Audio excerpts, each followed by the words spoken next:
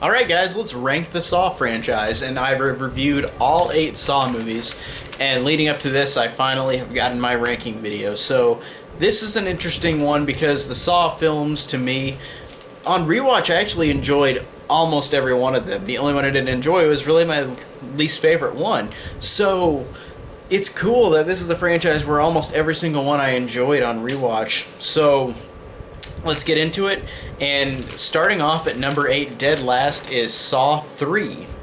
This is one where I watched it before and I liked it, and on rewatch I really didn't like a lot of it at all. The only thing that I thought was good in this movie was Amanda and Jigsaw. I liked those characters a lot. I liked what they did in this movie. I liked how it elaborated on them.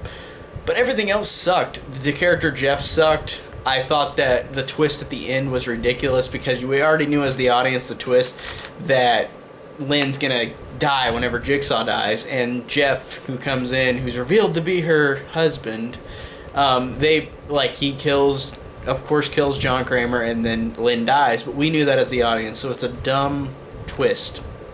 Or a dumb second twist, because the twist is that Lynn and Jeff are husband and wife. So that, besides that, the traps are okay. They're just, the whole movie is just really lame. Like, it's a lame movie with lame main character that sucks with Jeff, and the only thing I like is Amanda and Jigsaw, but besides that, the rest of the movie is just really lame. That's all I could say about Saw 3. It's pretty lame. Number 7 would be Jigsaw, and this one is a little too low, but I really did enjoy Jigsaw. Like, I'm not, like, bashing Jigsaw completely. I did like this movie. The only thing that was, for me, the issue is that it doesn't talk much about the other movies. Like, it's kind of a reboot in a way, where, like, it's connected, but not really, because it doesn't talk about anything else besides John Kramer, but everything was resolved in Saw 7, so I guess that makes sense, but it's like, it's just 10 years after John Kramer was initially killed, this set of traps happens again. And I didn't mind these characters. I thought they were fine. I thought they were despicable characters that are in the traps, and the Anna character especially, who smothered her baby and blamed her husband, and he went to jail and killed himself. That's one of the worst characters in the whole franchise, but I did like how it elicited that much of a reaction. I mean, how horrible she was. But I didn't mind the main characters. I didn't mind the traps. I didn't mind the gore. Like, in the style, and this is a glossy looking Saw movie. The other ones aren't very glossy. This one is, and I like that. So even though it's at number 7, there's a lot of things that I do like about Jigsaw. Number 6 would be Saw 4. The one after Jigsaw is killed, and then you're wondering what's going to happen in the story. Like, Jigsaw's dead, and is there another accomplice? And by the end of the movie, you realize it's Hoffman. And I did like this movie because it gave a good, genuine mystery. Like, who's the accomplice this time? Because Jigsaw's dead. Like, who's going to keep going on with the, like, whoever the accomplice is? And I didn't mind the traps. I thought they were fine. I thought they were effective. I didn't mind the main character. I thought he was good. I really like Hoffman. Costas Mandylor is great in 4 through 7. He's awesome in these movies, and he's got a great introduction here, even though he's in 3 for a second, but I really like Saw 4. Number 5, funny enough, is Saw 5, where Hoffman is now trying to hide the identity that he is the new accomplice. And I like the fact that this one with Strom, him versus Strom, I really like that. I think that's an interesting story. And again, Costas Mandylor is great. Again, the traps are good. I think they're effective, and I think that this one overall is a solid time. And I really do like the twist ending. I think that's great. Even though it's predictable, where Hoffman gets thrown into the glass, but he's supposed to, and it says not to. It's predictable, but I did like that scene of Strom getting crushed to death and Hoffman underneath. That's pretty awesome. Number 4 would be Saw 6. This one on rewatch, I kept getting hyped up because Derek from Derek's Horror Corner kept telling me about it, and it delivered, in my opinion, on being a great Saw movie with great gore and a great set of despicable characters, with a guy in charge of insurance who basically chooses who lives and dies, because if they got any problems on their health insurance, they're not getting health insurance. So he's a douchebag, and I really liked him going through these traps, having to watch his employees die because of him doing all these horrible things. And I think, again, the traps are great. The carousel trap, the trap where he's hooked on and is hooked on something, and another guy who smoked for years is hooked on something, and if they breathe, it'll crush their stomach. Great gore in this movie and great use of traps. I really do like the traps. And I really just love the ending. I love the twist, the ending where Jill had the bear trap the whole time, reverse bear trap, after John died, and then she puts it on Hoffman, but Hoffman in the last second escapes and breaks it off of him and breaks half his face off. That's a fantastic way to end this movie, and even though it's a cliffhanger, it's a perfectly well done cliffhanger. I love that about this movie.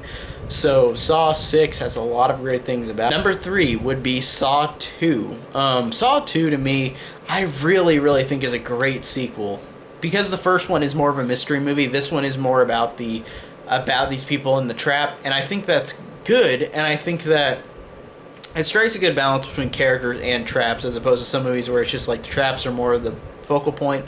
In this one, I like how I really like these characters, like Detective Matthews. I liked him a lot. Donnie Wahlberger's great in this movie. Really liked seeing John Kramer again. Really liked Amanda and the twist that Amanda was his Jigsaw's accomplice, the first accomplice in this one, that we get revealed. And I think that that's a great twist and a great reveal. This one has some of the gnarliest twists, the gnarliest traps, where like Amanda gets thrown into a haystack full of needles, or a guy gets cooked in the oven. Like, it is awesome, and it's so terrifying, this movie, and I really do love Saw 2. I think it's a great sequel. Number 2 would be very kind of controversial, because a lot of people, I don't know if love this movie, but Saw 3D 7, The Final Chapter. This one surprised me on rewatch, because I really didn't like this movie first time I watched it. I've only seen it twice now. And the first time I watched Saw 7, I really didn't like it. I didn't like that they didn't go with the victims from the other movies with that self-help. I thought that would be cool if they elaborated on it. Instead, they elaborated on a guy who lied about going through jigsaw traps and actually had to go through them. But this time, that was its strength. I really liked having this character who lied and has to go through these horrible traps that he made up, and he has to survive, and I think that that's very well done. And then I really like the fact that Jill and Hoffman both have, like, Hoffman's after Jill now, and like that ensuing fight is fantastic. And by the end, whenever Hoffman kills Jill with the reverse bear trap, is so hard to watch, because I love Jill as a character, and maybe hate Hoffman even more, even though Hoffman is an awesome character, even though he's despicable. But I hated whenever he killed Jill. It was such a sad moment, an angry moment, but then it was so satisfying whenever Dr. Gordon came out and is just a character in this movie. In the reveal, he's been there the whole time after John Kramer saved him, after he survived John Kramer's trap. So that's awesome, seeing Cary Elwes back as well, and seeing him involved in all the traps is fantastic. I really love that about this movie. Saw 7 to me is a really great sequel as well, and I'm surprised I put it at number 2, but man, it like bridges the films in a great way. Number 1 would be the original Saw. Now, to me, the original Saw is not a movie that's supposed to be about the traps. It's not supposed to be about gore. It's supposed to be about these characters trapped in the bathroom, wondering what the hell's going on. And I really love that intrigue and mystery of these characters just here, not knowing what to do, eventually trying to find a way out of this, while simultaneously having these cops trying to figure out who this Jigsaw killer is. And the mystery of this movie, I think, is fantastic, and it works so well, and I really like all these characters. I think that they're all interesting. With Dr. Gordon and Adam, where these two characters don't know why they're here. You learn about them being trapped in this situation and learn what they've been doing. And whenever you get to the end, where they reveal that the Jigsaw killer, John Kramer, is there the whole time and leaves Adam to die, I think is one of the best twists in movie history. And the twists in the Saw movies are, for the most part, good, but this is the best twist. I think it's fantastic, and I think the acting's great, and I think this is just a gritty-looking movie that really works on that matter. I really love the first Saw, and it's hard to choose, because this one I think is the best made, but I do like just Saw 7 and Saw 2 and Saw 6 as well. But this one I think is the most well-made, and the one that I think I go back to the most, as opposed to the sequels, even though I like some of the sequels. But this one is my number one for that reason. So that is my ranking on the Saw franchise. Tell me down below how you would rank the Saw franchise, and if you like this, check my links down below for Twitter, Patreon, Letterboxd, and thank you guys so much for watching.